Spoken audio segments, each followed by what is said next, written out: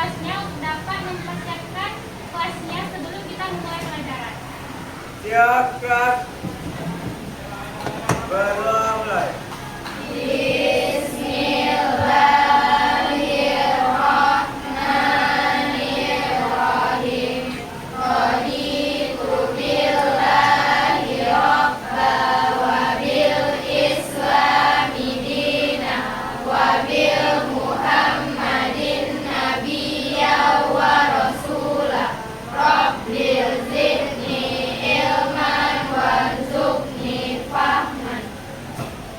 Beri salam. Assalamualaikum warahmatullahi wabarakatuh. Waalaikumsalam warahmatullahi wabarakatuh. Boleh coba dilihat kanan kiri samping depannya, apakah ada teman-temannya yang tidak datang pada hari ini? Ada yang tidak hadir? Kenapa? Kenapa Bu? Risma dengan keluarga?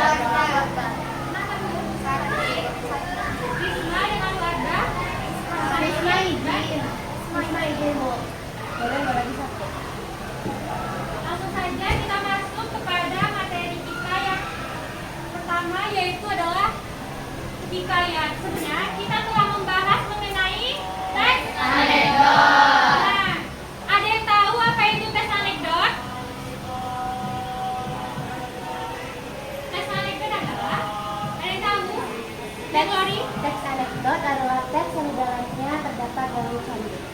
Nah, benar sekali. Tes anekdot adalah teks yang di dalamnya terkandung lelucon dan kadang berupa sindiran. Nah, selanjutnya kita masuk kepada hikayat. Boleh buka buku cetaknya, halaman 87 bab 3. Sudah dibuka bukunya? Halaman 87.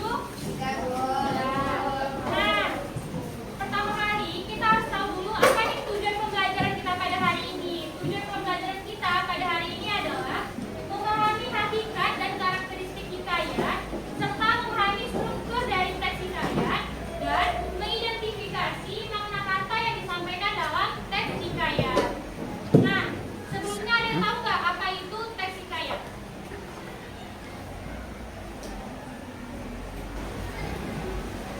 Nah, teks hikayat adalah prosa lama yang berbahasa Melayu yang berisi tentang keajaiban, kekayaan, atau kesaksian dari orang tokoh. Teks hikayat adalah prosa lama yang berbahasa Melayu yang berisi mengenai kesaktian dan kepahlawanan seorang tokoh. Ada yang pernah baca teks hikayat? Contohnya apa? Teks hikayat apa? Seijan? Kamu dengar dari mana? Apakah ada yang bercerita atau kamu baca dari mana? Dari buku? Kita masuk pada makna dalam teks hikayat.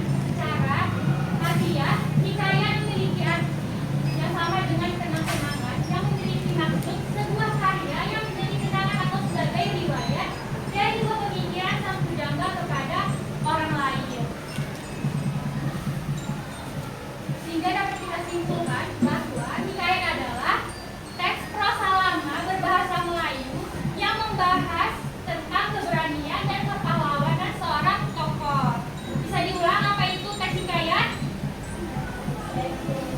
Prosa lama yang berbahasa Melayu yang berisikan keajaiban dan kesaksian tokohnya. Di dalam teks hikayat itu terkandung karakteristik dari teks hikayat itu tersendiri. Ada 5 karakteristik. Yang pertama adalah istana sentris. Ada yang tahu istana sentris itu apa? Dia berlatar di Kerajaan. Selanjutnya yang kedua adalah anonim. Anonim adalah mengapa dia tidak diketahui asal usulnya? Karena dia diceritakan secara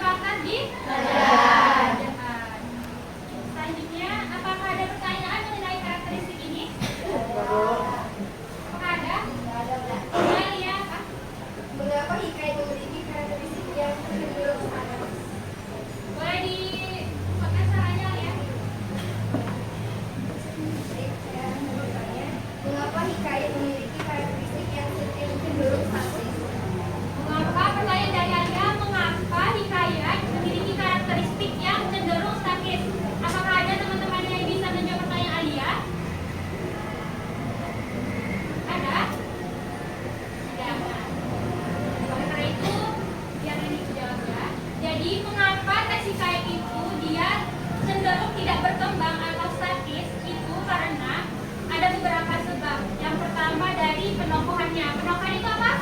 Maksud dari penokohan? Sifat dari tokohnya. Yang pertama itu biasanya sang penulis ini dia itu berusaha mempertahankan sifat-sifat atau nilai-nilai moral yang ingin dipertahankan seperti sifat arif, bijaksana, pemberani, setia.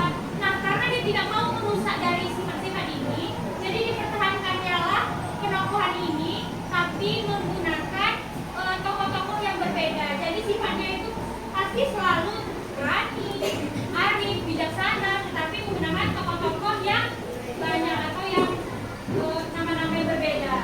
Selanjutnya itu adalah pesan moral yang ingin disampaikan. Mengapa dia statis atau tidak berkembang? Karena pesan moral yang ingin disampaikan dari teks hikayat ini biasanya berurusan dengan kehidupan kita dalam sehari-hari. Karena dia tidak ingin pesan-pesannya itu tidak tersampaikan atau berubah-ubah, jadi ditetapkan seperti inilah ceritanya. Jangan diubah demi menjaga originalnya dari cerita tersebut. Selanjutnya kita masuk pada tujuan hikayat. Hikayat ini memiliki tujuan sebagai pelipur lara. Jadi pada zaman dahulu itu hikayat ini digunakan oleh sang pujangga sebagai pelipur lara atau sebagai hiburan. Biasanya ditampilkan di sebuah pesta di kerajaan sebagai hiburannya. Lalu struktur dari hikayat. Struktur hikayat ada berapa? Yang pertama, abstraksi. Apa itu abstraksi? Jadi abstraksi adalah gambaran besar dari cerita. Selanjutnya adalah orientasi. Apa itu orientasi? Pemetalan. Berisi pemetalannya berisi apa? Tokoh, latar, tempat, waktu, dan suasana. Selanjutnya ada Komplikasi. apa itu komplikasi? Urusan kejadian, masalah. Komplikasi adalah puncak masalah. Selanjutnya adalah penyelesaian dari Daripada lalu yang terakhir apa itu wadah? buat pengarang benar. Apa itu wadah?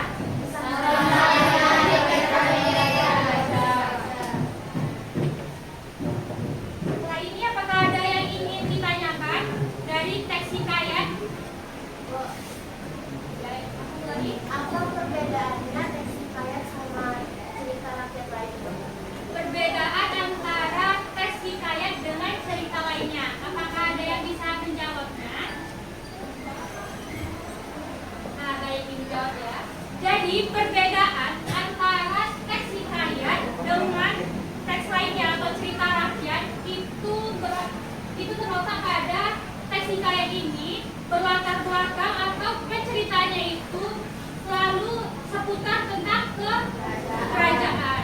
Sedangkan cerita yang lainnya itu biasanya itu berlatar belakang tentang cerita-cerita masyarakat dalam kehidupan. Nah, itulah letak perbedaan antara teks hikayat dengan teks lainnya atau cerita rakyat. Apakah ada pertanyaan selanjutnya? Ya. Apa saja tema utama yang biasa ditemukan dalam hikayat? Nah, tema utama yang biasa ditemukan dalam teks hikayat. Ada yang sering baca teks hikayat? Biasanya kalian baca tentang tema apa? Kerajaan. Tentang? Kerajaan. Ada lagi? Ya, Gilbert? Tentang apa yang biasa kamu baca? Yang sering kamu temui? Tentang Tentang lautan? di sebuah hutan, Bu. Di sebuah hutan? Lingkungan kerajaan. Nah, tema yang populer yang sering dibahas dalam teks hikayat itu biasanya berupa tentang keberanian seorang tokoh atau kisah kepahlawanan seorang tokoh. Biasanya tema yang populer adalah itu. Contohnya adalah hikayat Hang Tuah. Di situ dia menceritakan bagaimana Hang Tuah dia sifatnya setia, pemberani, dan adil serta bijaksana. Ya, mengerti? Apakah ada pertanyaan lagi? Ya, ya. Mengapa tema-tema tersebut itu termasuk populer, Bu? Mengapa? Tema-tema tersebut termasuk populer. Mengapa tema-tema kepahlawanan tadi populer? Nah, itu seperti tadi. Teks hikayat ini berdasarkan atas nilai-nilai moral dalam budaya Melayu. Di budaya Melayu itu pada zaman dahulu adalah kerajaan-kerajaan. Jadi pada kerajaan zaman dahulu itu lebih mengedepankan bagaimana kesaktian seorang tokoh, bagaimana keberanian seorang raja, dan lain-lain. Sehingga teks hikayat itu lebih cenderung menceritakan tentang bagaimana kisah kepahlawanan, keberanian, dan kesaktian seorang tokoh. Apakah ada yang ingin saya lagi? Paham sampai di sini? Hikayat Saijan dan ikan toda kisah dari daerah Kalimantan Selatan. Pulau Halimun adalah salah satu pulau yang terletak di perairan Kalimantan Selatan. Pulau Halimun dikenal juga dengan nama Pulau Laut. Pulau Halimun masuk ke dalam wilayah Kabupaten Kota Baru, Provinsi Kalimantan Selatan. Sebagaimana banyak pulau lainnya di Nusantara, Pulau Halimun atau Pulau Laut juga memiliki kisah mengenai asal-usulnya. Bagaimana ceritanya? Mari kita simak bersama dalam kisah berikut ini. Pada suatu hari, ada seorang sakti mandraguna yang bernama Datuk Mabrur. Datuk Mabrur mempunyai keinginan memiliki sebuah pulau sebagai tempat berbudi bagi keturunannya kelak. Untuk memenuhi keinginannya tersebut, Datuk Mabrur berdoa kepada Yang Maha Kuasa dengan cara bertapa di tengah laut. Datuk Mabrur bertapa siang malam. Ketika siang hari, cuaca sangat panas dan membuat tubuh Datuk Mabrur mandi keringat. Pada malam hari, cuaca berubah menjadi sangat dingin. Tubuh Datuk Mabrur menggigil. Namun, demi mencapai keinginannya, tidak sedikit pun Datuk Mabrur bergerak dari posisinya bertapa. Beberapa bulan sejak bertapa, laut di sekitar Datuk Mabrur sering mengalami badai dengan gelombang besar, hujan deras disertai angin dan petir menyambar ke sana kemari. Meskipun berada di tengah badai, Datuk Mabrur tidak sedikit pun bergerak dari tempatnya. Setelah badai mereda, tiba-tiba di permukaan laut muncul ribuan ikan toda di sekitar tempat Datuk Mabrur bertapa. Ikan-ikan tersebut terlihat sangat marah kepada Datuk Mabrur. Namun, Datuk Mabrur sepertinya tidak terganggu dengan keberadaan ribuan ikan toda tersebut dan melanjutkan bertapanya. Ribuan ikan toda yang marah tersebut tiba-tiba terbang menyerang Datuk Mabrur. Anehnya, tidak sedikit pun Datuk Mabrur bergerak dari tetapannya.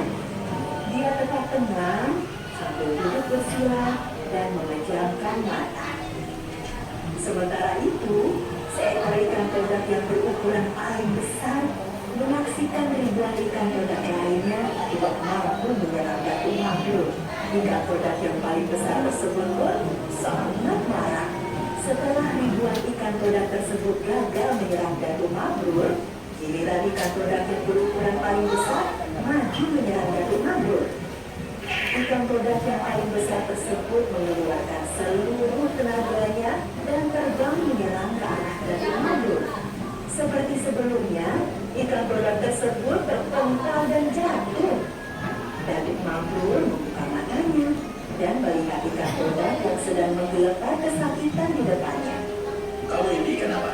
Dan kenapa mengganggu bertapaku? Hai petapa, ketahuilah, sejak kau bertapa, laut yang biasanya tenang ini menjadi sering mengalami badai. Kami yang biasanya hidup tenang menjadi terganggu dengan kehadiran.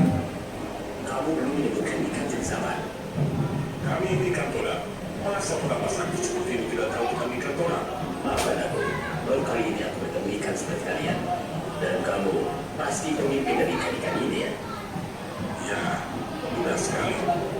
Kamu boleh memanggilku dengan sebutan Raja Ikan Toda. Tapi kamu ini sebenarnya siapa? Apa sih kamu bertapa di sini? Nama aku Datuk Mabrur. Tujuanku bertambah di sini adalah untuk meminta kepada Yang Maha Kuasa agar memberiku sebuah pulau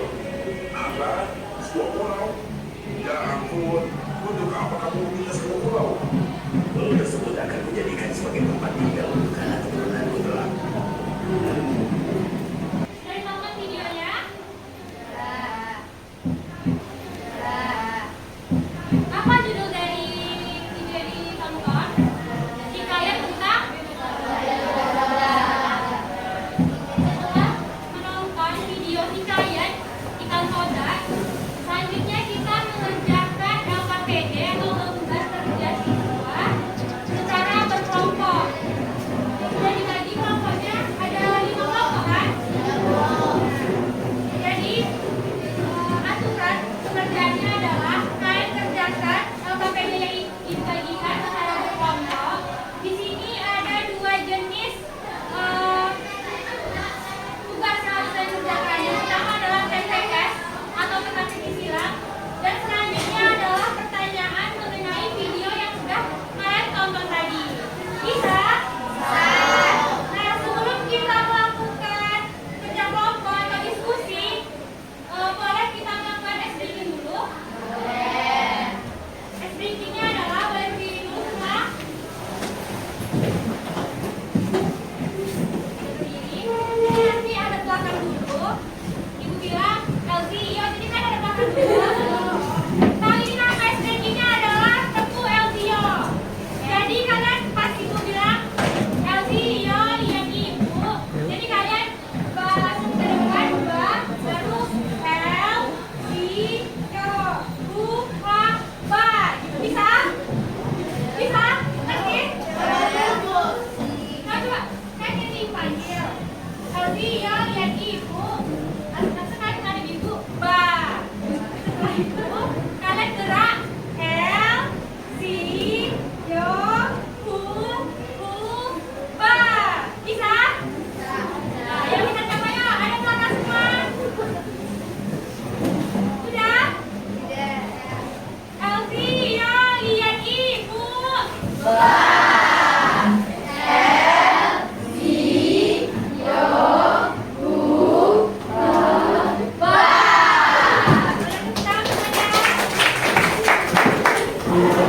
Selanjutnya kita berjalan ya. Kerjakan secara bersama, diskusi dengan teman kelompoknya. Jika ada yang kurang jelas, boleh tanyakan kepada ibu.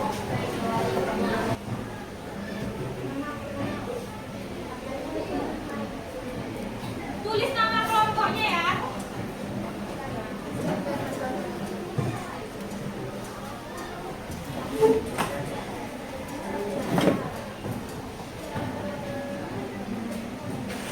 Boleh dimulai sekarang.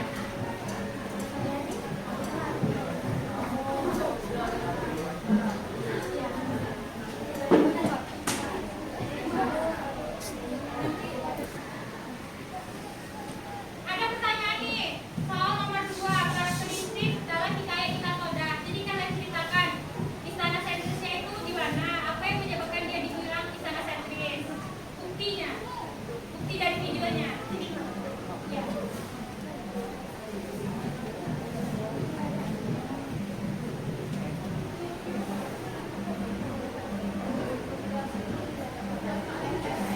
Ibu, tadi aku mau bertemu. Iya. Di mana di sana?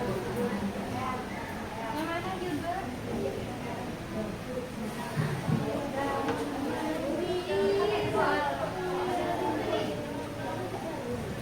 Ada pertanyaan? Bisa? Bisa? Bisa?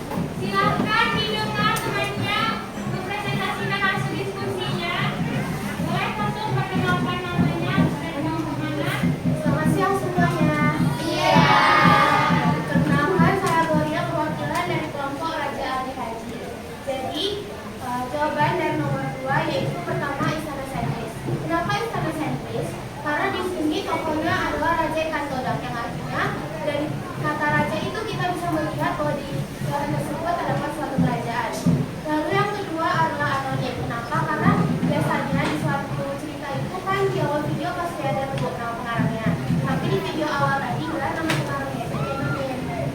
Selanjutnya adalah kemustahilan. Mengapa? Karena nggak mungkin ikan toda berbicara dan membuat satu pulau. Lalu statis. Kenapa? Karena ceritanya di sini tidak berkembang. Dan yang paling terakhir imajinatif, karena ada cerita tersebut merupakan karangan si penulis. Berikan tepuk tangan untuk Gloriana. Lalu Raja Ali Haji. Kelompok Raja Ali Haji selanjutnya. Assalamualaikum warahmatullahi wabarakatuh. Waalaikumsalam warahmatullahi wabarakatuh. Perkenalkan, saya Marsari Febriana, perwakilan dari kelompok Sulaiman HS. Jadi jawaban dari nomor 2 yaitu tuliskan karakteristik yang terdapat di dalam uraian ikan toda yang telah kita tonton bersama. Jawabannya yang satu bersifat imajinatif, di mana ikan toda di situ diceritakan membuat pulau. Itu merupakan imajinasi atau khayalan sang pengarang. Yang kedua berisi kemustahilan. Di video tadi dia tuh ngobrol bertapa di atas laut, yang dimana itu merupakan hal yang tidak masuk akal. Yang ketiga ada anonim, karena cerita tersebut tidak diketahui nama pengarangnya. Yang keempat istana sentris, karena di pulau tersebut nantinya akan dijadikan wilayah kerajaan. Dan yang terakhir bersifat statis, karena cerita tersebut bersifat hampir sama dengan cerita hikayat lainnya yang berisi kesaktian. Dari kelompok mana? Sulaiman HS. Beri tepuk tangan untuk kelompok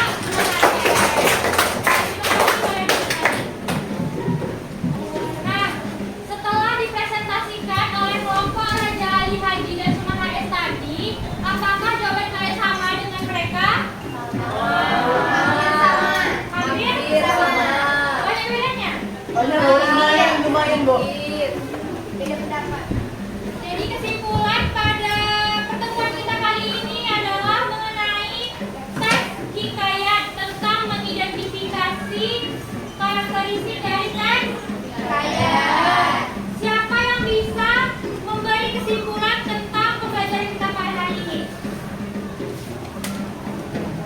Kesimpulan pertemuan kita pada hari ini. Ya, Glori. Jadi kesimpulannya yaitu teks hikayat adalah suatu proses yang bahasa Melayu yang di dalamnya terdapat satu keajaiban, kesimpulan dan keajaiban yang dilakukan oleh seorang tokoh. Lalu karakteristiknya itu ada 5. Yang pertama istana sentris yang berpusat di istana. Yang kedua bersifat imajinatif yang artinya karangan si penulis. Yang ketiga anonim yang tidak diketahui siapa pengarangnya, hanya diturunkan secara diturunkan dari mulut. Selanjutnya yaitu statis, artinya ceritanya itu tidak berkembang. Dan yang paling terakhir prinsip kemustahilan yang artinya jika kita pikirkan secara logika itu tidak mustahil. Ya, benar sekali Glori. Jadi, kesimpulan pertemuan kita pada hari ini adalah teks hikayat adalah Yang berisi kemustahilan. Jalan-jalan tokoh. masalah berbahasa Melayu yang berisi tentang kesaktian, kepahlawanan, dan kesaktian seorang tokoh. Apa saja karakteristik dari teks hikayat? Imajinatif, istana sentris, anonim, statis, kemustahilan. Nah, benar sekali. Beri tepuk tangan untuk masing-masing. Nah, boleh tutup kelasnya, Bu. Tutup. Boleh? Siap, gerak. Baru mulai.